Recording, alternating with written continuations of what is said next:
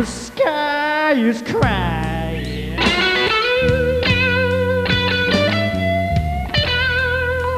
Can you see the tears roll down the street?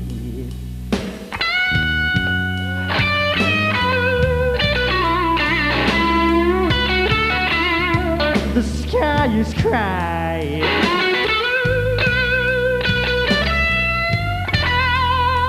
Can you see the tears?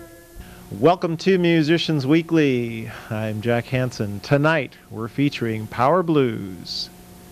And Power Blues it is with the Corby Yates Blues Experience.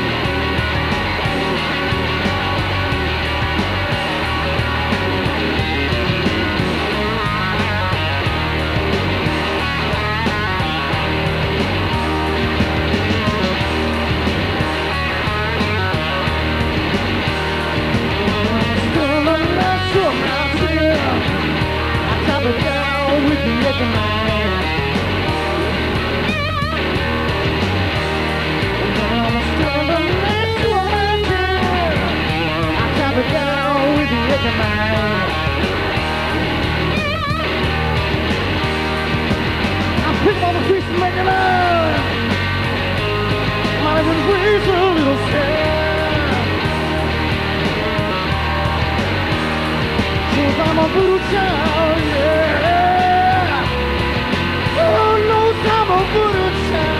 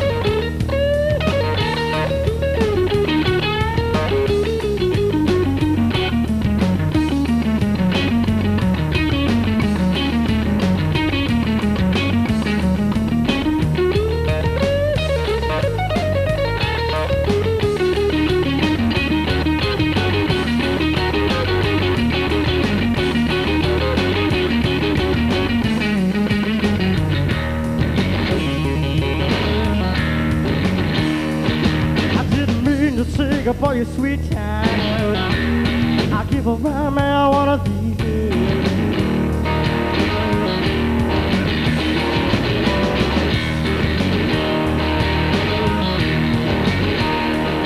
I didn't mean to take up all your sweet time. I'll give a rhyme man one of these days. I don't see no more this way. I don't see my mom this way.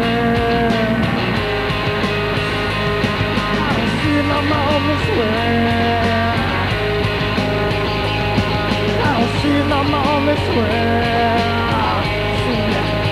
Don't be late. Don't be late, yeah. 'Cause I'm a voodoo child, yeah. Oh, knows I'm a voodoo child.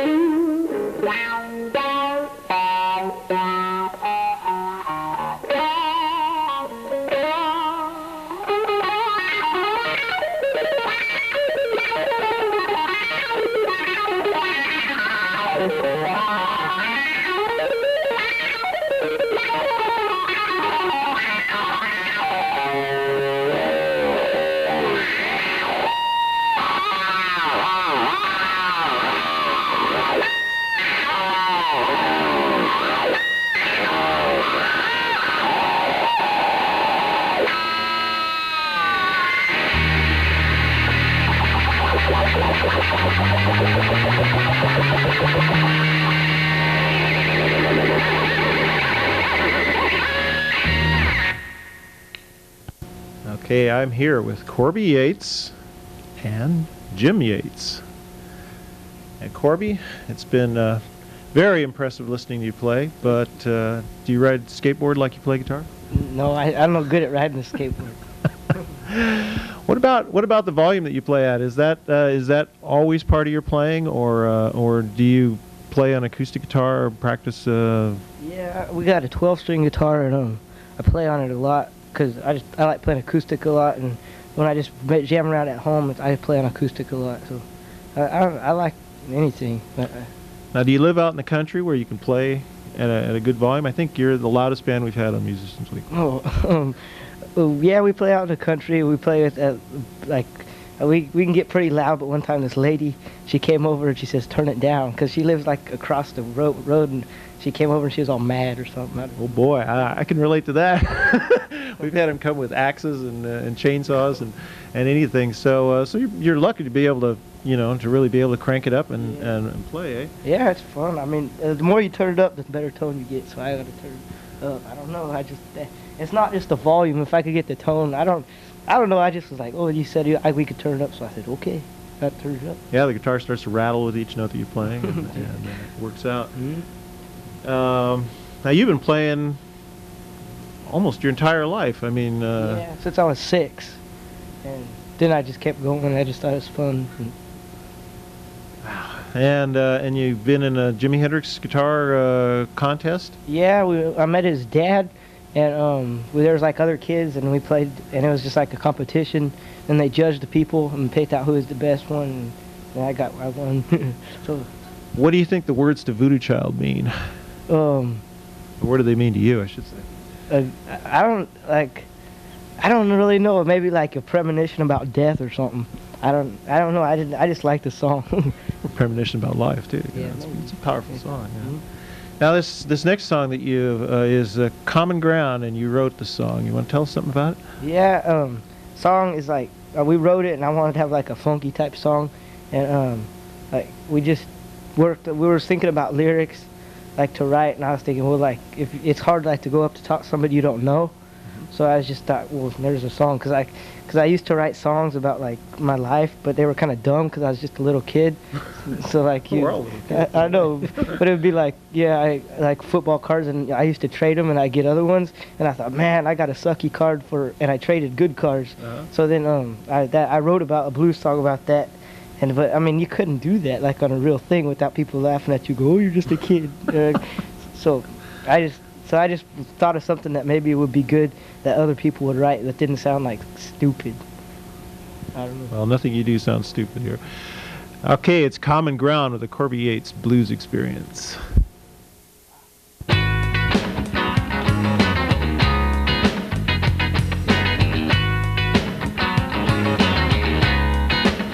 Moving through the wind, I'm in a strange place.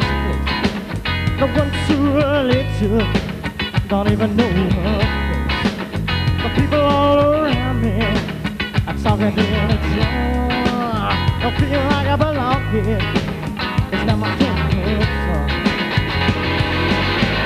Well, I stir up the floor, well, I hang around. You know I'm searching for some common ground. Searching for some common ground, yeah. Searching for some common ground. Searching for some common ground.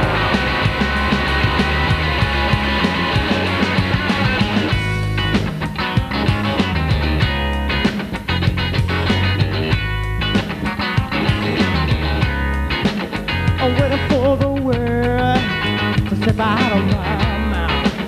I got a lot to say, but I don't know how. Between a rock and a hard place, story of my life. I wanna say what I feel just standing like a man. Well, I stare at the floor, well, I hang around. You know I'm searching for some common ground. Searching for some common ground, yeah. Searching for some common ground.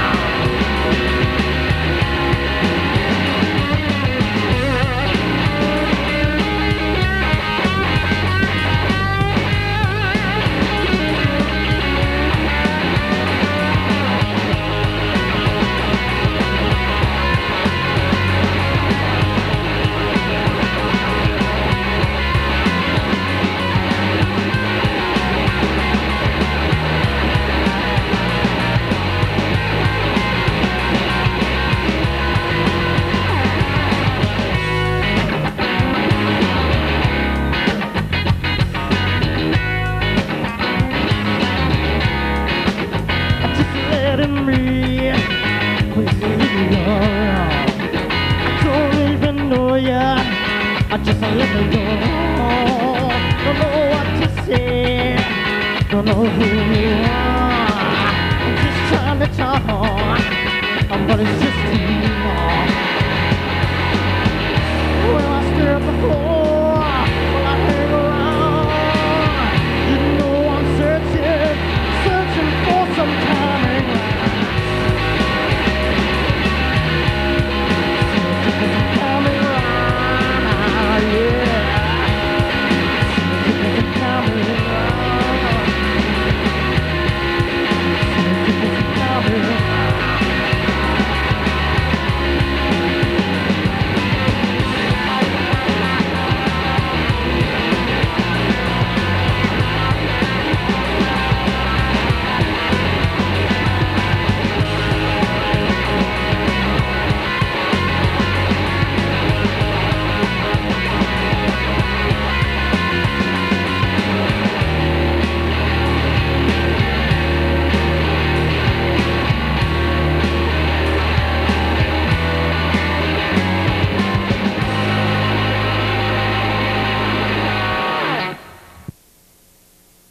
We are back with the Corby Yates Blues Experience, and I'm going to talk to your dad for a couple minutes here.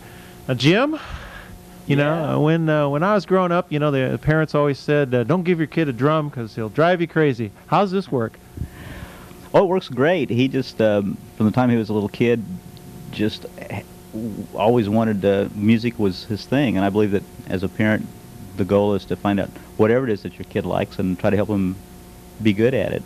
And he just always had an inclination for music and would like to take tape recorders, and from the time he was little bitty, and make wooden cardboard boxes and make drums and then overlay another thing, and then play his little organ and make layers of music, and he'd rip off like the Beatles and like do instead of Hey Judy and make Hey Dude and make all these cool little songs. But so he just always, all of his life has been interested into it, and I just since that was a big interest of mine, I just always tried to help him every way I could and help him be all he could be at it. And I'd say you've done quite a job. Well, yeah, he, you know, he could play circles around me since he was 9, but he just, I could show him one thing and then he could come back the next day and do that in 20 variations on it. So he just had some, it just came from someplace else, and then he just was able to take off and learn and never quit. Your musical background goes in what direction? Well, I started off when I was 12 or 13 and taught myself how to play, and played in garage bands and, you know, the typical thing up like that. And then it just, it never matured beyond that. Some people say they've had 25, 30 years experience doing something, but it's like having 1 year of experience and repeating it 25 times versus 25 years is a big difference. So I played a long time. But never professionally. Played bass, played guitar, and just always been a part of my life. So you must play a lot of music around the house as well. Yeah, a lot. You know, music's always been a great love of mine, and always enjoyed playing. And then I noticed when he was young how much he enjoyed it, and beating up my guitars and dropping them and stuff like that. So using them. Using them, yeah, right. Well, let's talk to Corby for another minute. With tape machines and everything, do you play with tape machines a lot? Not like really. I used to a whole lot, but now I just kind of, if I get the urge to make a song or something, then I'll just record something down. But pretty much, I just kind of practice and work on, like, if I want like a Jimi Hendrix thing. So I mean, any little thing that you don't know that you hear, you should learn, because it'll make you better. I mean, because it's something that you don't know, and then you know after you learn it. That's what I try to do. But I used to spend a lot of time like working with the tape recorder and stuff. Do you see yourself eventually producing musical ideas beyond the guitar, or do you? I mean, you got? I like the guitar the best. I mean, maybe if like the time came when I was getting bored or something, I think I will. I think I would be a pretty good producer if I was a producer guy. I would be pretty good. Now you're playing tonight with a drum machine. Do you play with the live drummer? No, we're working on, like, for right now I'm in school, since like the gigs we have and like we work, and we're trying to get money, like, and it's harder with a drummer because like he may live like an hour away to get together and practice and stuff. The drum machine's always there and like never complains or anything. Like if you want to play something, It's relentless. yeah, you just go, you just say play it, and it's just like boom, boom, and it never stops. Never stops. No endless time. Never speeds up. You want to mention anywhere else, any place that you're playing locally, Jim? Well, we play Rosie McCann's here in Santa Cruz, and then in Monterey we play the Bluefin, and then another place we play a lot is Easy Riders, and that's in Fresno and in Myrtle Beach, South Carolina. In Myrtle Beach, South Carolina. That's where we're going to South Carolina. We've got 20 shows there, the place I was talking about earlier. Okay, I don't think we're going to make that one. You know, all you folks that want to come out, come on out. We'll try to get one of the local gigs. And we'd like to thank the crew of Musicians Weekly for documenting Corby Yates here tonight with us. And we'd like to thank Community Television for making this type of programming possible. We do have a web page for you computer illiterates, and the address right in front of us here through the miracle of television. We're going to get back now to the Corby Yates Blues Experience. Corby, a real pleasure. Thanks for having me. Good to meet you. I hope you're around for a long time. Jim, Thank you. you give parents inspiration. And here we go, back to the music. The sky is crying.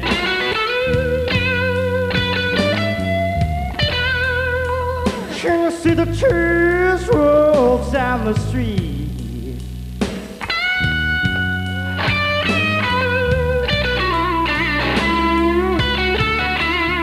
The sky is crying.